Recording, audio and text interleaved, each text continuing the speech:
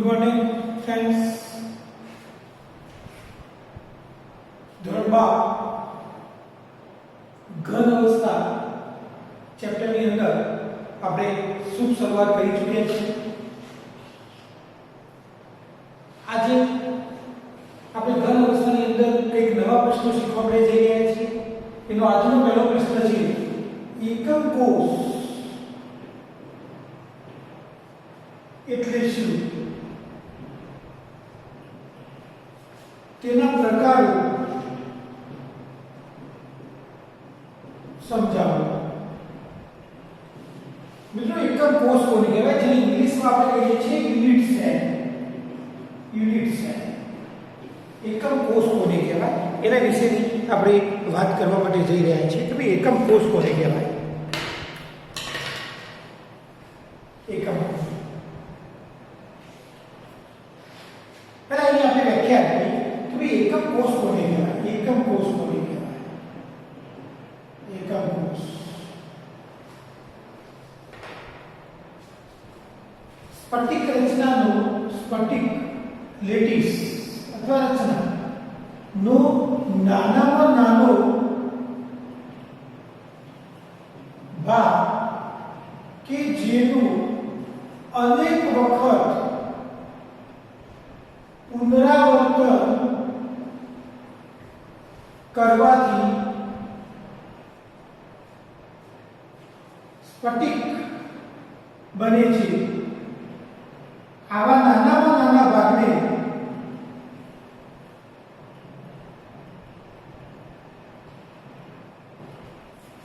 એકમ કોષ કહે છે.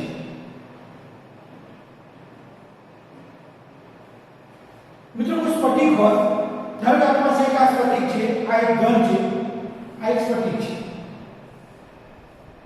આપણી પાસે આ એક સ્ફટિક છે, આ એક ઘન છે, આ એક સ્ફટિક છે. આ આપણે જે દોરેલું છે સ્ફટિક લેટિસ. સ્ફટિક લેટિસ એટલે કે ઘન છે. આ સ્ફટિક લેટિસનો નાનામાં નાનો ભાગ આપણે દોરવો હોય તો આપણે નાનો નાનો ભાગ આપણે દોરીએ છીએ. નાનો નાનો ભાગ દોરો. આના અનેક ભાગોમાંનો એક ભાગ છે, આના અનેક ભાગોમાંનો એક નાનો ભાગ છે. અને આવા અનેક નાના ભાગ ભેગા થાય, આવા અનેક નાના ભાગ ભેગા થાય, આવા અનેક નાના ભાગ ભેગા થાય ત્યારે એમાંથી આ સ્ફટિકનું નિર્માણ થાય. તો આ બધા શું છે? આ બધા એકમ કોષ છે. તો એકમ કોષ શું છે? આ એકમ કોષ શું છે? સ્ફટિક લેટિસનો નાનામાં નાનો ભાગ કે જેનું અનેક વખત પુનરાવર્તન થવાથી આખો સ્ફટિક લેટિસ બને છે, જેને આપણે એકમ કોષ તરીકે અથવા યુનિટ સેલ તરીકે ઓળખીએ છીએ. અને મિત્રો, આવો આપણી પાસે જે સ્ફટિક લેટિસ હોય અથવા એનો નાનો ભાગ હોય, એકમ કોષ હોય, તો એક એકમ કોષની અંદર આપણે અક્ષો બતાવીએ. અહીં અક્ષો બતાવીએ. ધારો કે આપણી પાસે x અક્ષ છે, એ આ y અક્ષ છે અને આ z અક્ષ છે. આ ઉગમ બિંદુ છે, તો ઉગમ બિંદુ 0 0 0. ધારો કે x દિશામાં એની લંબાઈ a છે. આટલેથી આટલી આપણી જે લંબાઈ છે એ a છે. આટલેથી આટલી લંબાઈ એ a છે. બાજુની લંબાઈ એની પહોળાઈ ધારો કે b છે. આ પહોળાઈ ધારો કે b છે. અને ઊંચાઈ ધારો કે c છે. આ ઊંચાઈ c છે. તો ત્રણ બાજુઓ થઈ. અહીંયા આપણી પાસે ત્રણ બાજુઓ. કઈ કઈ ત્રણ બાજુઓ? a b અને c. આ ત્રણ પેરામીટર થયા. ત્રણ બાજુઓ, ત્રણ પેરામીટર.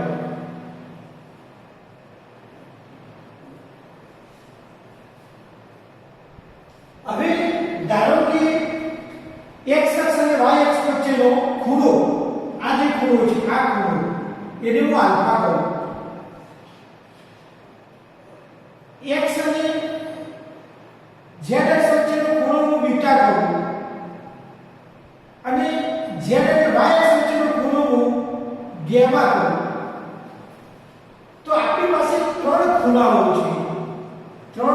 ખૂણાઓ છે. કયા કયા ત્રણ ખૂણાઓ છે? આલ્ફા, બીટા અને ગામા.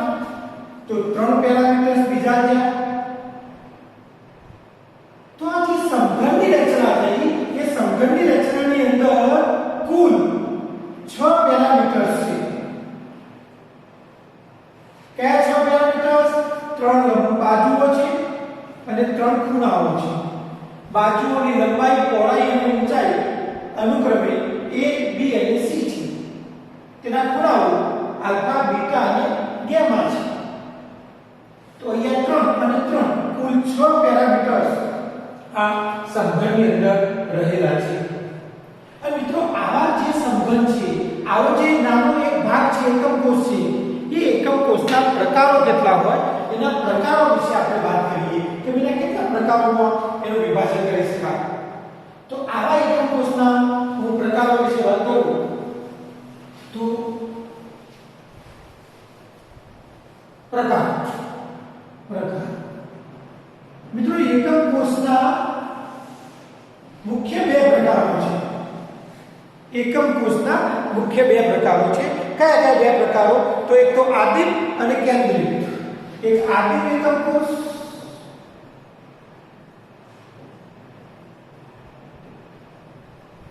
અને બીજો કેન્દ્રિત એકમ કોષ.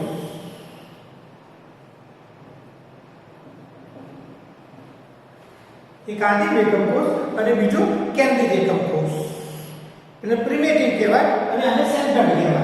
આને પ્રિમિટિવ કહેવાય. આને આપણે સેન્ટર્ડ તરીકે ઓળખીએ છીએ. કેન્દ્રિત કેન્દ્ર હોય એટલે સેન્ટર અને પ્રિમિટિવ કહેવાય. પ્રિમિટિવ.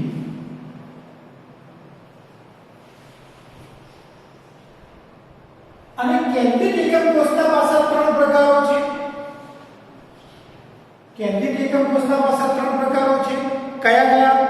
તો કેન્દ્રિત એકમ કોષની અંદર અંતઃકેન્દ્રિત, ફલક કેન્દ્રિત, અંતઃકેન્દ્રિત એકમ કોષ, ફલક કેન્દ્રિત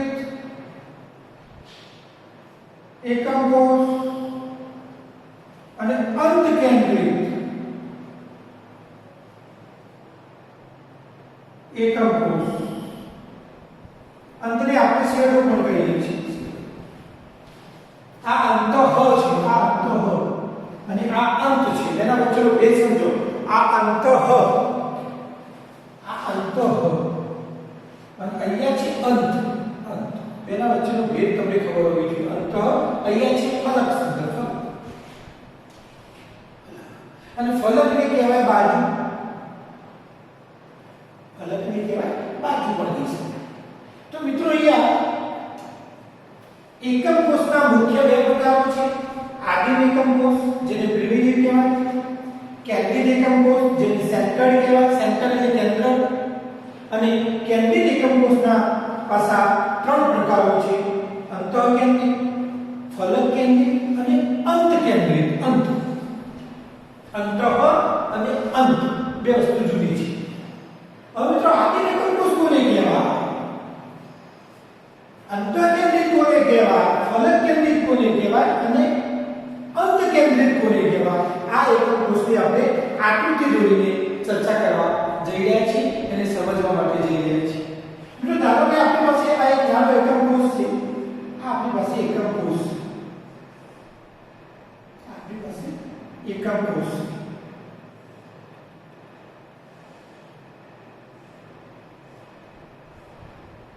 આપણી પાસે એકમ કોષ છે.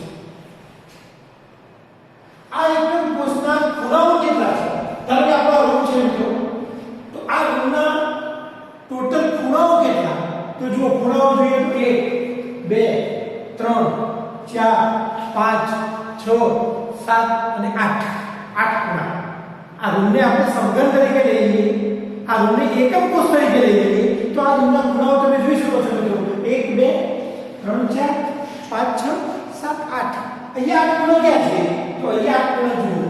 1 2 3 4 5 6 7 અને 8.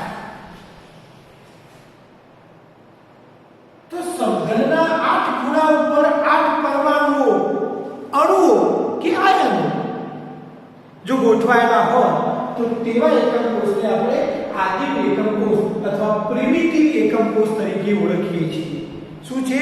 સમઘનના માત્ર ખૂણા ઉપર હાજર હોય. તો અહીંયા લખી શકીએ કે જ્યારે ઘટક કણો એટલે અણુ કે પરમાણુ માત્ર સમઘનના ખૂણા ઉપર જ હાજર હોય તો તેવા કોષને આદિમ એકમ કોષ કહે છે. તો તેવા કોષને આદિમ એકમ કોષ, જેને આપણે પ્રિમિટિવ તરીકે ઓળખીએ છીએ, કહે છે. માત્ર અને માત્ર ખૂણા ઉપર હાજર છે. માત્ર સમઘનના ખૂણા ઉપર જ હાજર હોય. આ ખૂણા છે, આ ખૂણા ઉપર આ હાજર છે.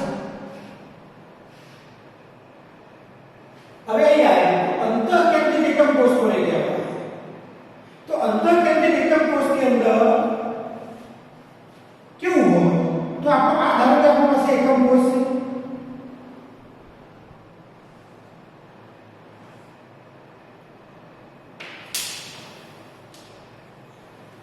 આપણી પાસે એકમ કોષ છે.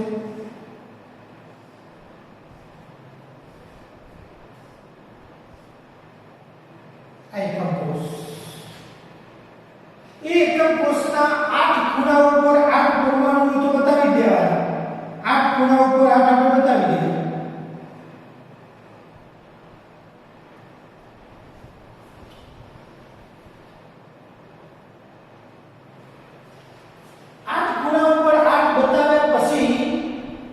એના આખા સમઘનના વચ્ચેના ભાગમાં, કારણ કે આપણી પાસે આ સમઘન છે એનો વચ્ચેનો ભાગ અહીંયા થાય વચ્ચેનો ભાગ. તો સમઘનના સમગ્ર વચ્ચેના ભાગની અંદર અહીંયા વચ્ચોવચ અહીંયા એક પરમાણુ ગોઠવાયેલો હોય તો આવી રચનાને અંતઃકેન્દ્રિત એકમ કોષ તરીકે ઓળખવામાં આવે છે.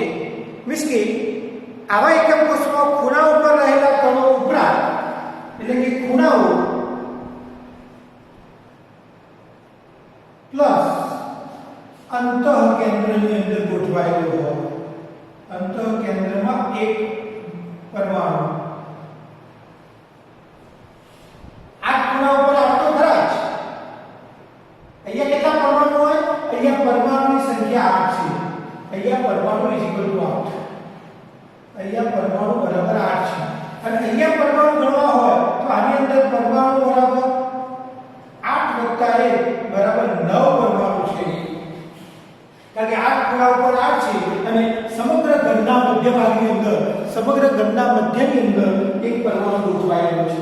અને અંતઃકેન્દ્રિત ઇંગ્લિશમાં એને બોડી સેન્ટર્ડ ક્યુબિક તરીકે ઓળખવામાં આવે છે. અને ઇંગ્લિશમાં લખવું હોય તો આ અંગ્રેજીની અંદર બોડી સેન્ટર્ડ ક્યુબિક એટલે કે BCC તરીકે ઓળખવામાં આવે છે. અને આને ફેસ સેન્ટર્ડ ક્યુબિક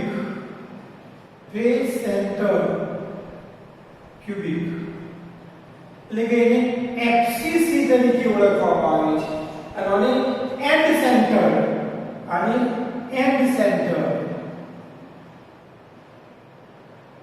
ક્યુબિક એને EC અથવા ECC તરીકે ઓળખવામાં આવે છે.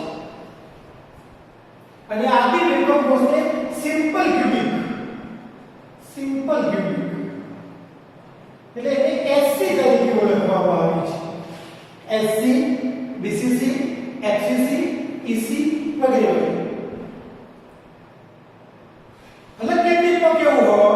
મિત્રો ફલક કેન્દ્રની અંદર 8 ખૂણા ઉપર 8 પરમાણુ તો ખરા જ.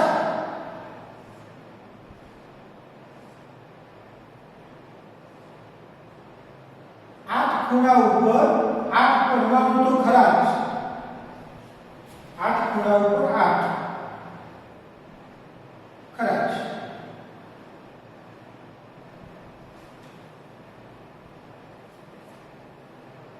પરંતુ દરેક ફલક એટલે કે ફેસ કઈ ફલક કહેવાય? જો આ રૂમની અંદર ફલક કઈ કહેવાય? જો એક ફલક આ છે, એક ફલક આ બીજી, એક ફલક ત્રીજી, એક ફલક સામે ચોથી, એક ફલક ઉપર અને એક ફલક નીચે. કઈ કઈ 6 ફલકો? 1 2 3 4 5 6 6 ફલક. અને આ 6 ફલકોના મધ્યની અંદર જો એક એક પરમાણુ રહેલો હોય, 6 ફલકોના મધ્યમાં ક્યાં ક્યાં? તો 6 ફલકોના મધ્યની અંદર આ 1 આ 2 આ 3 આ 4 આ 5 આ ફલક ઉપર અને આ ફલકનો 6. તો 8 ખૂણા ઉપર 8 એટલે કે ખૂણાઓ પ્લસ ફલક ની અંદર 6 ગોઠવાયેલા હોય, 6 પરમાણુ. તો 8 ખૂણા પર 8 તો હતા, તો પરમાણુની સંખ્યા કેટલી થાય? તો પરમાણુ બરાબર 8 + 6 બરાબર 14 થાય. અહીં 14 પરમાણુ હતા, અહીં 9 છે, અહીંયા 8 છે. જો માત્ર 8 ખૂણા ઉપર 8 ખૂણા ઉપર 8 અને સમગ્ર ઘનના મધ્યની અંદર અહીંયા 8 ખૂણા ઉપર 8 અને દરેક ફલકની વચ્ચે ફલક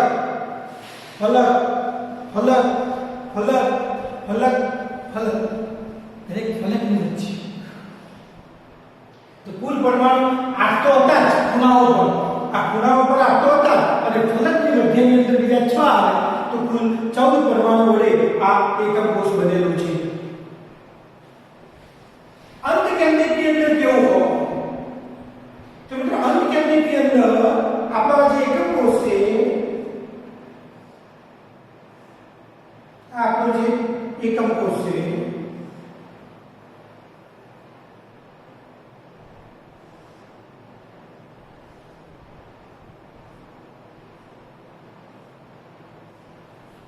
એના 8 ખૂણા પર 8 પરમાણુ તો ખરા જ. 1 2 3 4 5 6 7 8 આ તો ખરા જ. ઉપરાંત સામેના કોઈ પણ બે ફલક, ઉદાહરણ હું કહું કે ભાઈ એક ફલક આ છે, એક ફલક આ અને બીજું ફલક સામે છે, એને ગોઠવવું હોય તો એક ફલક આ અને બીજું ફલક આ. એવું ન કરવું હોય તો એક ફલક આ અને બીજું ફલક આ. આ 6 માંથી કોઈ પણ બે ફલક ઉભો, આ 6 માંથી 1 2 3 4 5 અને 6 ફલકમાંથી કોઈ પણ બે ફલક ઉપર સામે પરમાણુ ગોઠવાયેલા હોય. હવે ધારો કે બે ફલક લઈ લો, એક ફલક આ લઈ લો, આ ગોઠવાયેલું છે અને બીજું ફલક આ લઈ લો, આ ગોઠવાયેલું. તો ખૂણાઓ પર તો ખરા જ, ખૂણાઓ પ્લસ સામેના ફલક ઉપર બીજા બે ગોઠવાયેલા. તો પરમાણુની સંખ્યા કેટલી થાય? તો પરમાણુ સંખ્યા 8 તો હતી જ અને વત્તા 2 બરાબર 10 થાય. અહીંયા મિત્રો પરમાણુ સંખ્યા 8 છે, અહીંયા પરમાણુની સંખ્યા 9 છે, અહીંયા 14 છે, અહીંયા 10 છે. શું કર્યું? ફરીથી એકવાર એકમ કોષના મુખ્ય બે પ્રકારો છે. આદિમ એકમ કોષ જેને પ્રિમિટિવ કહેવાય, કેન્દ્રિત એકમ કોષ જેને સેન્ટર કહેવાય. આદિમ એકમ કોષનો માત્ર એક પ્રકાર છે, એક જ. કેવો પ્રકાર? એકમ કોષના 8 ખૂણા ઉપર 8 પરમાણુઓ ગોઠવાયેલા હોય. 1 2 3 4 5 6 7 8. તો એને સાદો એકમ કોષ કહેવાય, સિમ્પલ ક્યુબિક, SC. આદિમ એકમ કોષ કહેવાય, પ્રિમિટિવ કહેવાય, સાદો ઘન કહેવાય. સાદો ઘન છે, સિમ્પલ ક્યુબિક. ક્યુબિક એટલે ઘન, સમઘન. અને કેન્દ્રિત એકમ કોષના 3 પ્રકારો છે.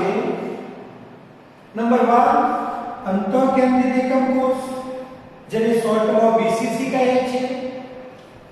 ફલક કેન્દ્રિત એકમ કોષ જેને શોર્ટમાં FCC કહે છે.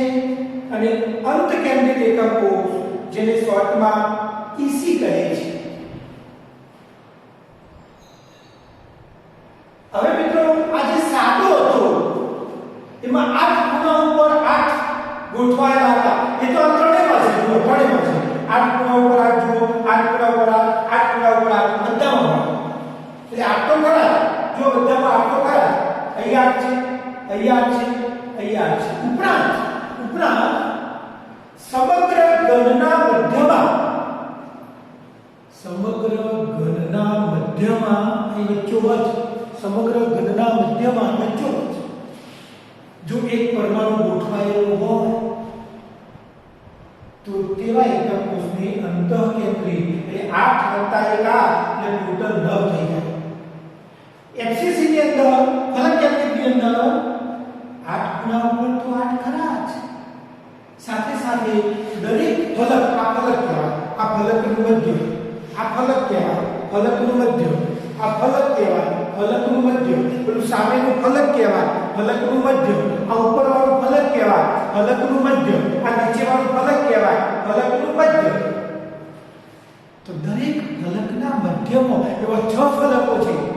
તો 6 પરમાણુ 8 તો ખૂણા ઉપર હતા જ અને 6 બીજા આવ્યા. 8 + 6 બરાબર 14 પરમાણુ અહીંયા ગોઠવાયેલા હોય છે. અંતકેન્દ્રિતની અંદર કેવું હોય? તો મિત્રો અંતકેન્દ્રિતની અંદર 8 ખૂણા ઉપર 8 તો ખરા જ, 8 ખૂણા ઉપર 8 તો ખરા જ, પણ સામેના બે ફલકો, એક ફલક આ છે એના મધ્યમાં એક અને સામેનું ફલક ના મધ્યમાં એક. જો ફલકનો મધ્ય, ફલકનો મધ્ય, એટલે 8 તો હતા જ ખૂણા ઉપર અને બીજા બે આવ્યા સામે. તો 8 + 2 બરાબર 10 પરમાણુઓ ગોઠવાયેલા હોય. તો મિત્રો આ હતા એકમ કોષના ટોટલ 2 પ્રકારો અને 2 પ્રકારોની અંદર બીજા પ્રકારની અંદર બીજા 3 પ્રકારો, આમ કુલ 4 પ્રકારો વિશે આપણે સમજ્યા. શોર્ટમાં આને એસસી કહેવાય છે, આને બીસીસી કહેવાય છે, આને એફસીસી કહેવાય છે અને આને ઈસી કહેવાય છે. શોર્ટમાં આપણે નામ તરીકે ઓળખીએ છીએ simple cubic, body centred cubic, face centred cubic, and centred cubic. તો આવા એકમ કોષના આપણે પ્રકારો વિશે વાત કરી. હવે આ જે એકમ કોષ છે આપણે 4 પ્રકારના, એ એકમ કોષમાં પરમાણુની સંખ્યા ગણવી હોય, પોતાના ભાગમાં કેટલા પરમાણુ આવે? એકમ કોષનો એક નાનો ભાગ છે, ટુકડો છે સ્ફટિકનો. સ્ફટિક લેટિસનો એક નાનામાં નાનો ભાગ છે. એ નાનામાં નાના ભાગ પાસે દરેક રચનાની અંદર એસસી ની અંદર, એફસીસી ની અંદર, બીસીસી ની અંદર અને ઈસી ની અંદર પોતાની પાસે કેટલા પરમાણુઓ હોય તો એ પરમાણુની સંખ્યા આપણે ગણવા માટે જઈ રહ્યા છીએ. તો નવો પ્રશ્ન ચાલુ થઈ રહ્યો છે. એકમ કોષ માં રહેલા પરમાણુ ની સંખ્યા, જેને આપણે Z તરીકે ઓળખીએ, ની ગણતરી કરો. નવો પ્રશ્ન આપણો ચાલુ થઈ ગયો મિત્રો. એકમ કોષમાં રહેલા પરમાણુની સંખ્યા Z ની ગણતરી કરો. જેને Z કહેવામાં આવે, કેટલીક વાર એને Z ઇફેક્ટિવ પણ કહેવામાં આવે. Z ઇફેક્ટિવ તરીકે પણ ઓળખવામાં આવે. શોર્ટમાં એને ZE તરીકે પણ ઓળખવામાં આવે છે. તો મિત્રો આપણે Z ઇફેક્ટિવ કરવા જઈ રહ્યા છીએ, પરમાણુની સંખ્યા Z ગણવા માટે જઈ રહ્યા છીએ. જો આપણે પરમાણુની સંખ્યા આપણે Z ગણીએ, કેવી રીતે ગણાય એ આપણે અહીંયા ગણવા માટે જઈ રહ્યા છીએ. દરેકની અંદર પરમાણુની સંખ્યા Z કેવી રીતે ગણાય એ વસ્તુ આપણે અહીંયા શીખવા માટે જઈ રહ્યા છીએ. આપણી પાસે આકૃતિઓ તૈયાર છે, બધાની આપણી પાસે આકૃતિઓ તૈયાર છે.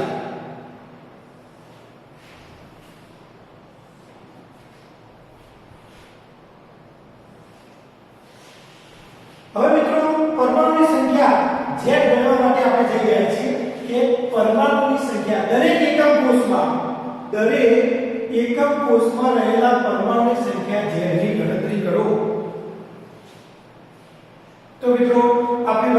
એકમ કોષ છે એમાં 8 ખૂણા ઉપર 8 પરમાણુ ગોઠવાયેલા છે 1 2 3 4 5 6 7 8 હવે કોઈ પણ એક ખૂણો વિચાર કરો તો આ ખૂણો વિચાર કરો આ ખૂણો આ એક એકમ કોષ છે આ રૂપે આપણો એકમ કોષ છે હવે આ ખૂણા ઉપર એક અણુ ગોઠવાયેલો છે ગોળો ગોઠવાયેલો છે ધારો કે વોલીબોલ લઈને આવીએ આપણે વોલીબોલ મોટો વોલીબોલ અને મોટા વોલીબોલના ખૂણા પર ગોઠવી દઈએ અંદર ઘુસાડી દઈએ તો મિત્રો એ વોલીબોલ આપણને કેટલો દેખાય ખબર 8મા ભાગનો કારણ કે 8 રૂમોની અંદર દેખાતો છે આજુબાજુ ઉપર નીચે 8 રૂમોની અંદર એ દડો દેખાતો હશે એ બોલ દેખાતો હશે એ અણુ દેખાતો હશે એ પરમાણુ દેખાતો હશે એ ઘટક કણ દેખાતો હશે જે ખૂણામાં ગોઠવો એ આપણો નથી આપણો તો 8મા ભાગનો જ છે માત્ર 8મા ભાગમાં આપણને દેખાય છે તો 8 ખૂણા ઉપર 8 જે ગોઠવાયેલા છે એમાં આ ખૂણા પર જે ગોઠવાયેલો છે એનો 8મો ભાગ ઓનો 8મો ભાગ ઓનો 8મો ભાગ ઓનો 8મો ભાગ આનો 8મો ભાગ આનો 8મો ભાગ આનો 8મો ભાગ આનો 8મો ભાગ અને આનો 8મો ભાગ કુલ 8 છે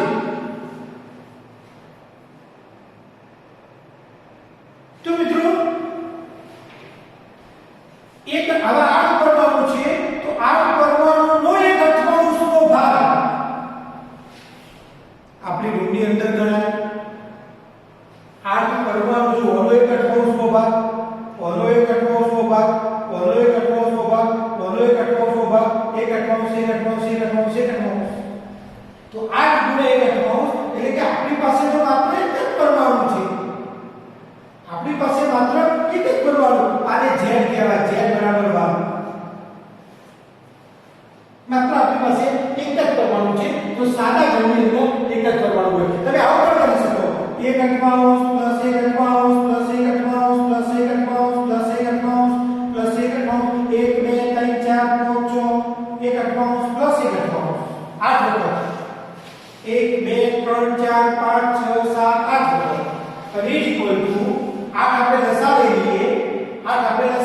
1 તો ઉપર 8 થાય તો 8 ભાગ્યા 8 બરાબર 1 થાય 8 ભાગ્યા 8 બરાબર 1 થાય તો 8 ગુણ્યા 1 88 તો આપણી પાસે એક જ પરમાણુ મળ્યો અહીંયા z1 મળ્યું તો સાદા ઘન માટે અહીંયા આ સાદા ઘન માટે z બરાબર 1 z ઇફેક્ટિવ બરાબર 1 પરમાણુની સંખ્યા બરાબર 1 હવે વાત કરીએ છીએ બીસીસી ની અંદર 8 ખૂણા ઉપર 8 તો છે એટલે કે 8 ગુણ્યા 1 88 તો ખરું જ 8 ખૂણા ઉપર 8 છે એટલે 8 ગુણ્યા 1 88 તો ખરું જ વત્તા આ સમગ્ર ઘનની મધ્યની અંદર એક ગોઠવાયેલો છે આખો ઘન છે એ ઘનના મધ્યમાં આ ગોળો કોનો છે આ ગોળો આપણો આ રૂમનો અને કોઈની સાથે લેવા દેવા નથી કોઈનો સહિયારો નથી કોઈનો ભાગીદાર નથી આ પોતાનો રૂમનો આગવો ગોળો વચ્ચોવચ્ચ તો આ ગોળો આપણો પોતાનો આગવો ગોળો છે તો તમે જુઓ આ બધા ભયા અહીંયા 1 88 1 88 1 88 1 88 અને જે વચ્ચે રહેલો છે એનો પોતાની વેલ્યુ અલગ છે 1 પોતાની વેલ્યુ તો 8 ગુણ્યા 1 વત્તા આ જે વચ્ચે રહેલો છે 1 તો ઇઝ ઇક્વલ ટુ 1 + 1 અને ઇઝ ઇક્વલ ટુ પરમાણુની સંખ્યા 2 થઈ તો બીસીસી ની અંદર z બરાબર 2 બીસીસી ની અંદર આપણે z બરાબર 2 થાય અહીંયા અંતર ફલક કેન્દ્રિત એફસીસી ફલક કેન્દ્રિત ની અંદર મિત્રો 8 ખૂણા ઉપર 8 તો ખરા જ 8 ખૂણા ઉપર 8 તો ખરા જ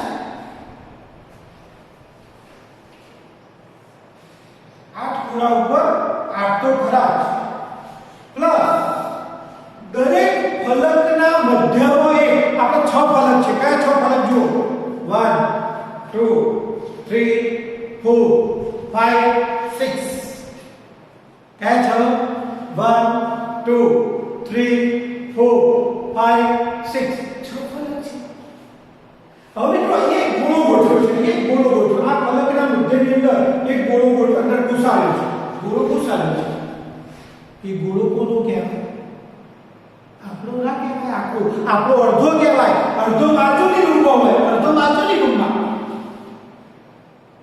તો આપણે જે આ ફલકમાં ગોઠવ્યા છે આ જે પરમાણુ ગોઠવ્યા છે આ બધા એ આપણા આખા નથી અડધા છે જો અડધો કોણ ગોઠવેલો બાજુની રૂપમાં આ ગોઠવો અડધો બાજુની રૂપમાં આ ગોઠવો અડધો બાજુની રૂપમાં આ ગોઠવો અડધો ઉપરના રૂપમાં આ ગોઠવો અડધો બહેરામાં નીચે બહેરું છે તો આપણે અડધા જ મળે તો આ બધા જે ગોળાઓ છે આ બધા ગોળો એક દુતિયાંશ એક દુતિયાંશ એક દુતિયાંશ એક દુતિયાંશ એક દુતિયાંશ એક દુતિયાંશ બધા આપણી પાસે અડધા છે તો જે 6 ગોળા છે એ આપણા આખા નથી અડધા છે 6 ગુણ્યા 1 દુતિયાંશ તો ઇઝ ઇક્વલ ટુ 1 + 3 અને ઇઝ ઇક્વલ ટુ 4 તો FCC ની અંદર જે z મળે છે એ z બરાબર 4 મળે છે અહીંયા અંતકેન્દ્રની અંદર 8 ગુણા ઉપર આપતો છે એટલે કે 8 ગુણ્યા 1 નો કૌંસ પ્લસ આ આપણો ગોળો સામસામેના ફલકમાં એક અહીંયા ગોઠવ્યો છે અને એક સામે ગોઠવ્યો છે બે ગોઠવ્યા છે આ આપણો આખો નથી અડધો છે પેલો આપણો આખો નથી અડધો છે અડધો આપણો છે અડધો બાજુના રૂમનો છે તો આ બે જે ગોઠવ્યા એ આપણા અડધા છે આ આપણો અડધો છે આ અડધો એવા બે છે તો 2 ગુણ્યા અડધો અને ઇઝ ઇક્વલ ટુ 1 + 1 અને ઇઝ ઇક્વલ ટુ 2 તો આની અંદર જે z આવે છે એ z બરાબર 2 આવે છે તો તમે જુઓ સાદા ઘનની અંદર z1 BCC માં z2 FCC માં z4 અને EC ની અંદર z2 તમે આવું લખી શકો શોર્ટમાં યાદ રાખવા માટે z ચલો યાદ રાખવા માટે z કેટલા હોય તો સાદા ઘનની અંદર BCC ની અંદર FCC ની અંદર અને EC ની અંદર અને બીજી રચના હજુ પણ આવે છે આમાં આપણે સમાવેશ નથી કર્યો હેક્સાગોનલ ક્રોસપેક HCP આ બધામાં z આપણે જો હોય આ ચારનો આપણે ગણ્યા છે તો આનો z આપણે ગણવો હોય તો આનો z આપણી પાસે આનો એક જવાબ તો આ બધાના z બરાબર આનો 1 ચલો BCC માં z2 FCC માં z4 EC માં z2 અને HCP માં z6 આવે મિત્રો તો આટલું આપણે યાદ રાખવાનું છે ખાસ યાદ રાખો z ની સંખ્યા z આપણી z તો SC ની અંદર z1 BCC ની અંદર z2 FCC ની અંદર z4 EC ની અંદર z2 અને HCP ની અંદર z6 હેક્સાગોનલ ક્રોસપેક જે હાલ આપણા કોર્સમાં નથી એટલે આપણે લીધી નથી મીન્સ કે એનો ગણતરી આપણા અભ્યાસમાં નથી યાદ રાખવાનું MCQ માં પૂછાય MCQ તો સાદા ઘન માટે z1 BCC માટે 2 FCC માટે 4 EC માટે 2 અને HCP માટે 6 જેમની સંખ્યા આપણને મળે છે અને હવે મિત્રો આપણે આ ચારે ચાર રચનાની અંદર પેકિંગ ક્ષમતા ગણવી હોય તો કેવી રીતે ગણી શકાય તો એ ગણવા માટે આપણે જઈ રહ્યા છીએ પહેલા એકવાર જોઈએ બધા જો સાદા ઘનની અંદર z1 BCC ની અંદર z2 FCC ની અંદર z4 EC ની અંદર z2 1 2 4 2 6 1 2 का 4 माय नेम इज लखन सज्जनों का सज्जन मेरा नाम है लखन राम लखन पिक्चर जैकी श्रॉफ अनिल कपूर माधुरी दीक्षित ले जी हो जी करता हूँ भाई हो तुम भी करो जी 1 2 का 4 1 2 का 4 4 2 का 1 माय नेम इज लखन सज्जनों का सज्जन मेरा नाम है लखन तो मित्रों आ છે સરસ મજાનો આપણો એકમ કોર્સ અને એક જ કોષમાં આ પરમાણુની સંખ્યા જેની ગણતરી એ આપણે સરસ મજાની કરી છે. અને આવા પ્રકારના એકમ કોષની અંદર મિત્રો આપણે પેકિંગ ક્ષમતા ગણવી હોય તો પેકિંગ ક્ષમતા કેવી રીતે ગણી શકાય એના માટે આપણે નવો પ્રશ્ન શીખવા જઈ રહ્યા છીએ. દરેક એકમ કોષમાં પેકિંગ ક્ષમતા જેને પેકિંગ ફ્રેક્શન જેને શોર્ટમાં કહેવામાં આવે છે પીએમ ની ગણતરી કરો. દરેક એકમ કોષની અંદર પેકિંગ ક્ષમતા કેટલા પ્રમાણમાં હોય એવી પેકિંગ ક્ષમતાની આપણે ગણતરી સમજવા માટે જઈ રહ્યા છીએ કે ભાઈ કઈ રીતે દરેકની અંદર પેકિંગ ક્ષમતા હોય. પેકિંગ ક્ષમતા કઈ રીતે દરેક એકમ કોષની અંદર આપણે પેકિંગ ક્ષમતા ગણવા માટે જઈ રહ્યા છીએ. અહીંયા થોડી જગ્યા કરી આપણે બધું ફરીથી લખીએ છીએ.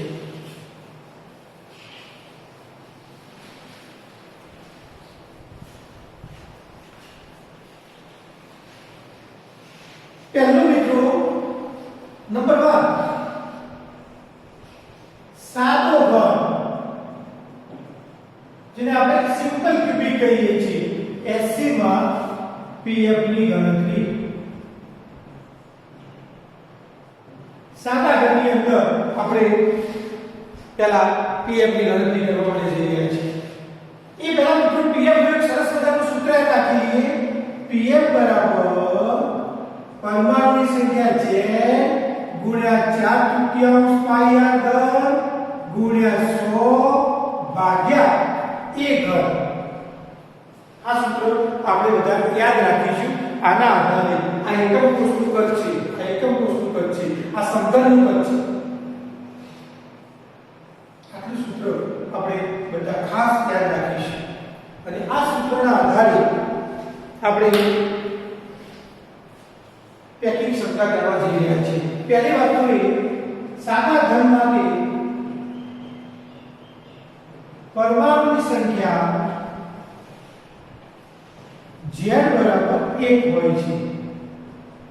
Z બરાબર 1 હોય છે. આ લીધું Z બરાબર 1 સાદા ઘનની અંદર. હવે સાદા ઘનમાં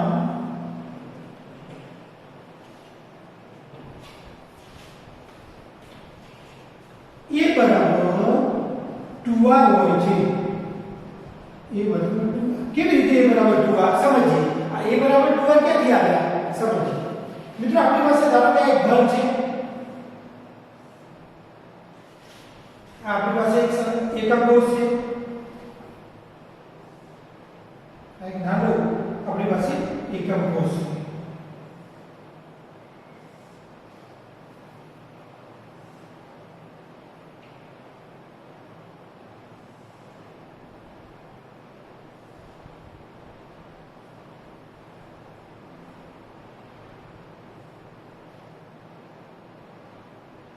આપણે છે એકમ કોષ. આ એકમ કોષના નાના એકમ કોષના બે ખૂણા છે.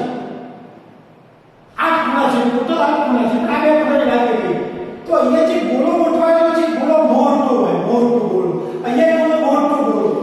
તો મોટો ગોળો કેવી રીતે ગોઠવાયેલો હોય એ આપણે જોઈએ. અહીંયા જે ગોળો ગોઠવાયેલો હોય, અહીંયા જે ગોળો ગોઠવાયેલો હોય એ કેવી રીતે હોય? આ ગોળો. આ એક ગોળો.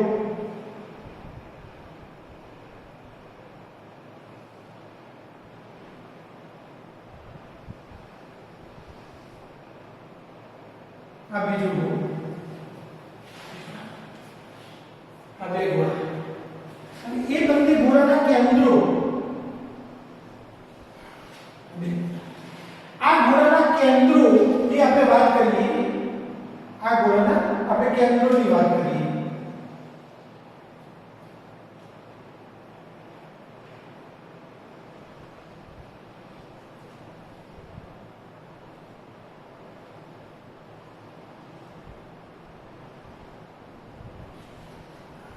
તો અહીંયા આની જે લંબાઈ છે, આની જે લંબાઈ છે,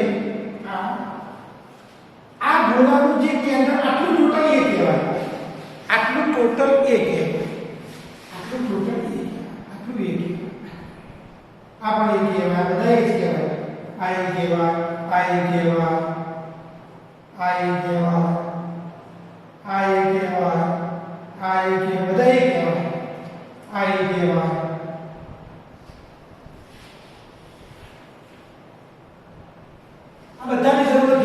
બધું કાઢી નાખીએ, બીજું બધું નડે છે તે કાઢી નાખીએ, આની જરૂર નથી, આની જરૂર નથી, કાઢી નાખીએ.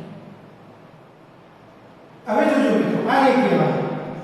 હવે આ ગોળાની ત્રિજ્યા કેટલી, આ ગોળાનો વ્યાસ કેટલા, તો ત્રિજ્યા કેટલી, ત્રિજ્યા r. આ ગોળાની ત્રિજ્યા કેટલી, r. તો અહીંયા તમે જોઈ શકો છો કે a બરાબર 2r, a બરાબર 2r. અહીંયા આપણે a ઘન તરીકે કિંમત મૂકી દીધી. તો આનું pf ગણવું હોય તો SC માટે, સાદા ઘન માટે pf બરાબર z ગુણ્યા 4/3 પાઈ r ઘન ગુણ્યા 100 ભાગ્યા a ઘન. તો આપણી પાસે બે કિંમતો આવી જાય, a ની કિંમત અને z ની કિંમત. અને ઇઝ ઇક્વલ ટુ z આપણી પાસે છે 1 4/3 પાઈ r ઘન ગુણ્યા 100 ભાગ્યા a ઘન, a એટલે 2r, 2r નો ઘન. અને is equal to 4/3 pi r ઘન ગુણ્યા 100 ભાગ્યા 8r ઘન. અને is equal to pi by 6 ગુણ્યા 100. અને ઇઝ ઇક્વલ ટુ 52.36%. તો આપણી પાસે સાદા ઘનના ટકા આવી ગયા 52.36%. સાદા ઘનના આપણી પાસે ટકા આવ્યા 52.36%. તો મિત્રો આ રીતે સાદા ઘનની અંદર આપણે ગણતરી કરી શકીએ છીએ. શું કર્યું ફરીથી એકવાર? સાદા ઘન માટે પરમાણુની સંખ્યા z બરાબર 1 હોય છે. સાદા ઘનમાં a બરાબર 2r, a બરાબર 2r હોય છે. આમાં કિંમત મૂકી, a બરાબર 2r, z બરાબર 1, સાદું રૂપ આપ્યું તો પાઈ બાય 6 ગુણ્યા 100 એટલે કે પાઈ એટલે 2.14, 22 ભાગ્યા 6 કરીએ એટલે એનો જવાબ આવે 52.36%. તમે કેલ્ક્યુલેટરથી આટલાનું ઘેરથી સાદું આપી અને આટલો જવાબ મેળવી શકો છો 52.36%. તો મિત્રો સાદા ઘન માટે જે પેટી ફ્રેક્શન મળ્યું એ લખીએ આપણે. SC માટે pf ની વાત કરીએ. ચલો pf, ચલો SC માટે કેટલું મળ્યું? 52.36%. હવે આપણે BCC ગણીશું, પછી FCC ગણીશું, કેટલા ટકા મળે છે. અને હવે મિત્રો બીજું ગણવા જઈ રહ્યા છીએ આપણે BCC. હવે આપણે BCC માં pf ની ગણતરી. તો BCC માટે પરમાણુની સંખ્યા કેટલી છે મિત્રો? 2, જે આપણે આગળ ગણી ચૂક્યા છીએ. હવે BCC માં a બરાબર શું થાય એ આપણે ગણતરી કરીએ. a બરાબર શું હોય એ આપણે ગણતરી કરીએ. BCC માટે a બરાબર શું હોય આપણે ગણતરી માટે a બરાબર ખાલી જગ્યા થાય આપણે a ની ગણતરી કરીએ. અહીંયા આપણે a ની કિંમત મૂકવાની છે એટલે પહેલા આપણે a ની ગણતરી કરીએ. અહીંયા આપણે a ની કિંમત મૂકવાની છે એટલે પહેલા આપણે a ની ગણતરી કરીએ. અહીંયા આપણી પાસે ઘન દોરેલું મિત્રો.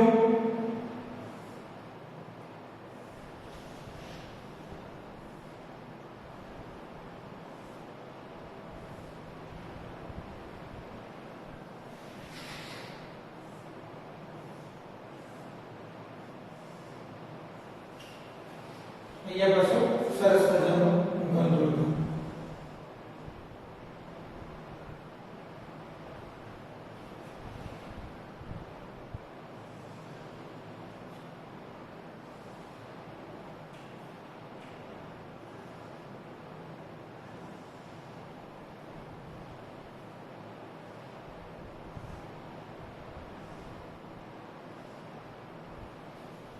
આ સરસ મજાનું સમઘન દોર્યું.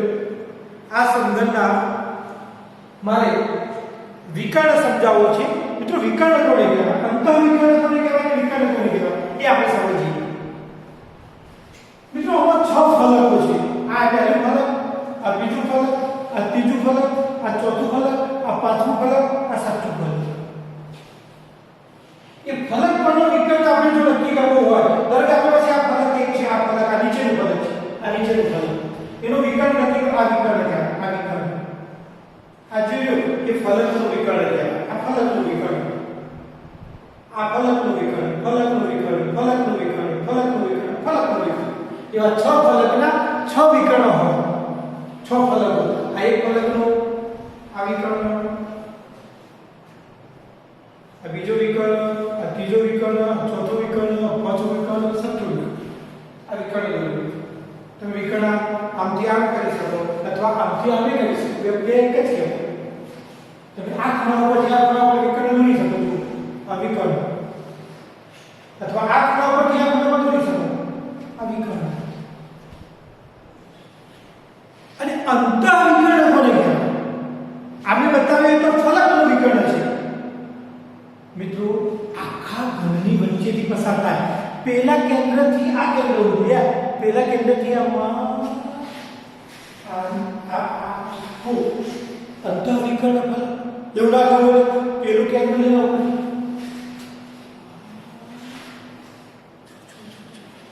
તો અંતઃ વિકર્ણનો ફલક આપણે દોરવો હોય તો આપણે દોરીએ. આ અંતઃ વિકર્ણનો ફલક આપણે દોરવા જઈ રહ્યા છીએ. અંતઃ વિકર્ણનો ફલક આપણે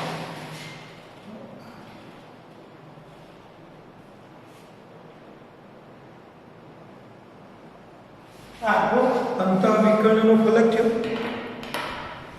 અંતઃ વિકર્ણ આ છે આપણો અંતઃ વિકર્ણનો ફલક.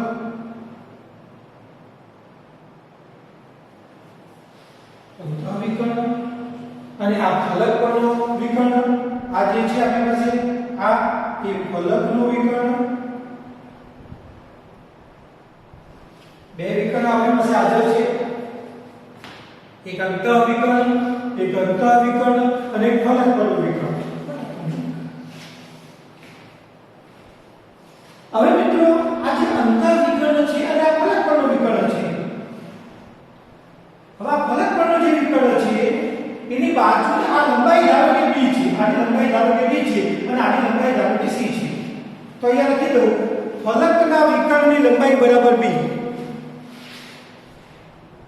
ફલકના વિકર્ણની લંબાઈ બરાબર b અને અંતઃ વિકર્ણની લંબાઈ બરાબર c. અંતઃ વિકર્ણની લંબાઈ બરાબર c. અંતઃ વિકર્ણ લંબાઈ c. હવે મિત્રો આ જે ફલક પરનો વિકર્ણ છે અત્યારે ભૂસી નાખવા જગ્યા જોઈએ છે એટલે આ આપણી પાસે જે ફલક પરનો વિકર્ણ છે અને આ જે અંતઃ વિકર્ણ છે આલા ભૂસી નાખો. આ વિકર્ણમાં હું આ જે ત્રિકોણ છે એ ત્રિકોણને નામ આપી દઉં. આપણી પાસે બે ત્રિકોણો હાજર છે અને એ ત્રિકોણને હું નામ આપી દઉં. ધારો કે હું અહીંયા A કહું, અહીંયા B કહું, અહીંયા C કહું અને અહીંયા D કહું. તો ત્રિકોણ ABC માં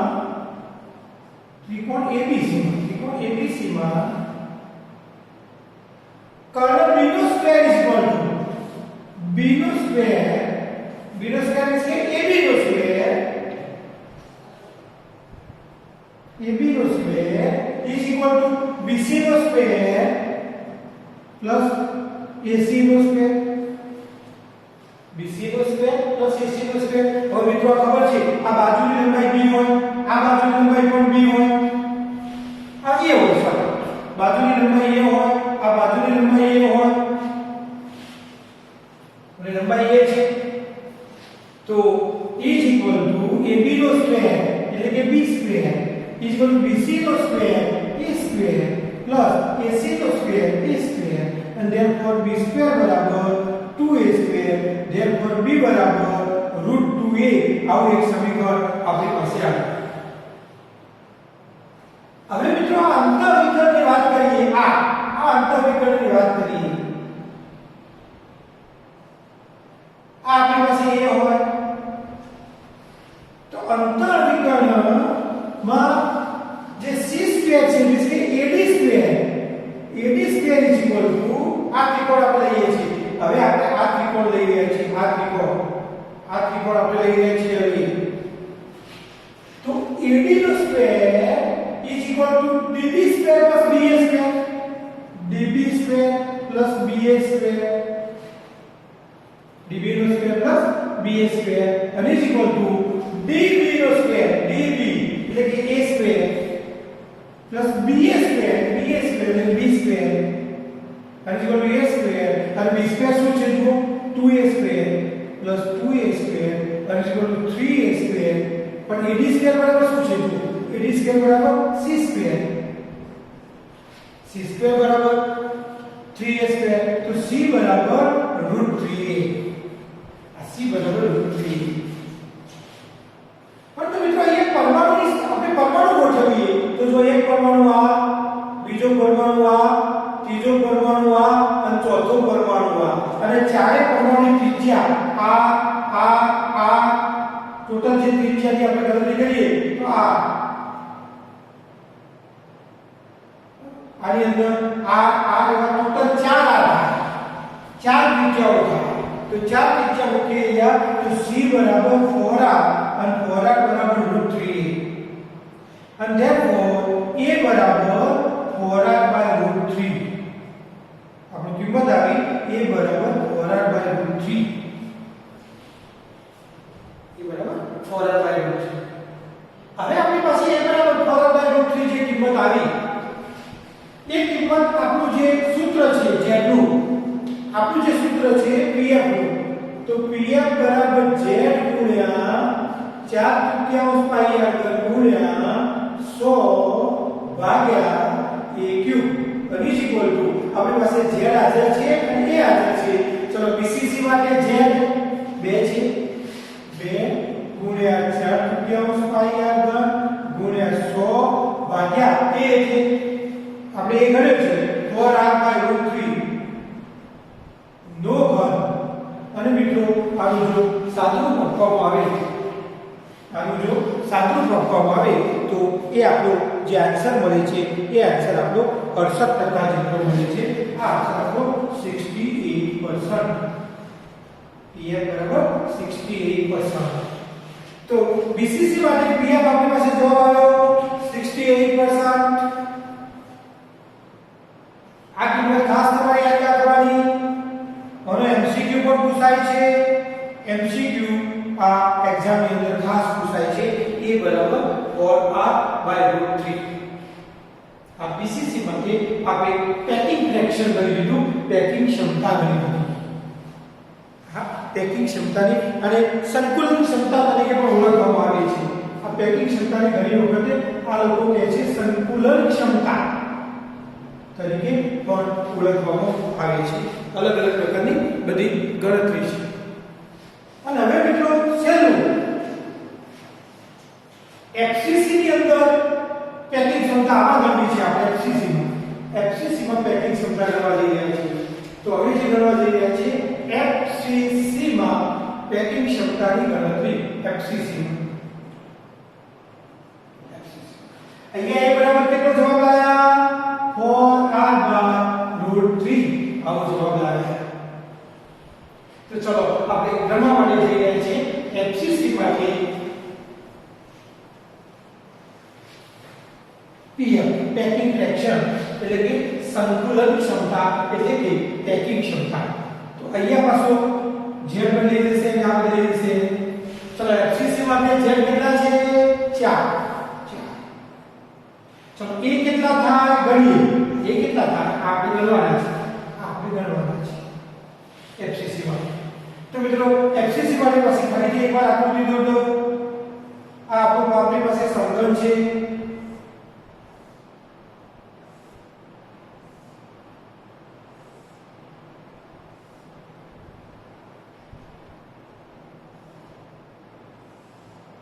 આ આપણી પાસે સમઘન છે.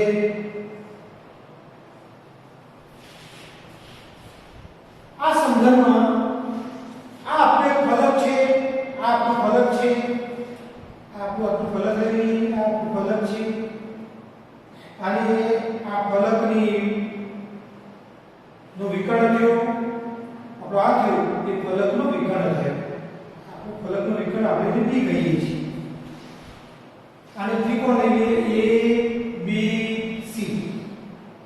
આ આપણી હોય A, આ આપણી હોય a. તો ફલક પરનું વિકર્ણ બરાબર b. ત્રિકોણ ABC માં AC સ્ક્વેર બરાબર AB સ્ક્વેર વત્તા BC square, AB square plus BC square, પણ AC સ્ક્વેર બરાબર શું B સ્ક્વેર બરાબર AB સ્ક્વેર બરાબર A square plus A square, and therefore B square is equal to 2A square, and therefore B बराबर √2A. समीकरण number 1. हाँ, परंतु B बराबर મિત્રો અહીંયા ગોળા દોરવામાં આવે, આ એક ગોળો, બીજો ગોળો, ત્રીજો ગોળો, અને ગોળા દોરવામાં આવે તો B બરાબર શું થાય? 4R થાય. B બરાબર શું થાય? 4R થાય. તો 4R બરાબર √2A, and therefore A બરાબર 4R by √2 બરાબર 2√2R. તો આપણી પાસે કિંમત આવી A બરાબર 4R by √2. કોના માટે આવી? FCC માટે. અહીંયા આપણે કિંમત લખી શકીએ 4R by √2. 4R by √2. આ કિંમત MCQ માટે આપણે યાદ રાખવાની છે. આ MCQ માટે ખાસ પૂછાય. MCQ માટે કિંમત યાદ રાખવાની છે. અને હવે મિત્રો પેકિંગ ફ્રેક્શન ગણવું હોય તો Pf Z ગુણ્યા 4/3 પાઈ r ગુણ્યા 100 ભાગ્યા a ઘન, અને ઇઝ ઇક્વલ ટુ આપણે z ની કિંમત મૂકી દઈએ 4 ગુણ્યા 4/3 પાઈ r ઘન ગુણ્યા 100 ભાગ્યા a. એ બરાબર આપણે મૂકીએ 4r by √2, 4r by √2 નો ઘન. અને મિત્રો આનું સાદું આપવામાં આવે તો એ જવાબ આવે છે 74%. આનું જે પેકિંગ ફ્રેક્શન આવે છે એ પેકિંગ ફ્રેક્શન 74%. કેલ્ક્યુલેટરથી આનું જો સાદું આપવામાં આવે તો એનો જે આન્સર આવે છે એ 74%. તો અહીંયા આપણો આન્સર આવ્યો 74%. તો મિત્રો ત્રણેય રચના માટે SC માટે, BCC માટે અને FCC માટે આપણે સંકુલ ક્ષમતા ગણી, પેકિંગ ક્ષમતા ગણી. સાદા ઘન માટે આવે છે 52.36%, BCC માટે આવે છે 68% અને FCC માટે આવે છે 74%. તો આજે મિત્રો આપણે શું શું ભણ્યા? એકમ કોષ અને તેના પ્રકારો, 4 પ્રકારો, કુલ 2 પ્રકારો, પણ પેટા પ્રકારો સાથે 4 પ્રકારો. એકમ કોષમાં પરમાણુની સંખ્યા Z ની ગણતરી, આ પરમાણુની સંખ્યા Z ની ગણતરી, અને એકમ કોષમાં દરેક એકમ કોષની સંકુલન ક્ષમતા, પેકિંગ ક્ષમતા, પેકિંગ ફ્રેક્શન PF ની ગણતરી આપણે SC માટે, BCC માટે અને FCC માટે કરી. તો આ હતો મિત્રો સરસ મજાનો આપણો આન્સર. આ લેક્ચર અહીંયા આપણે વિરામ આપીએ છીએ. ઘરે રહો, સુરક્ષિત રહો, ઘેર બેઠા બેઠા આનંદ કરતા આ બધી થિયરીઓને આપણે લખીને તૈયાર કરીએ અને એના MCQ સોલ્વ કરીએ એવી અપેક્ષા સાથે આપણે આ લેક્ચરને વિરામ આપીએ છીએ. Thank you very much.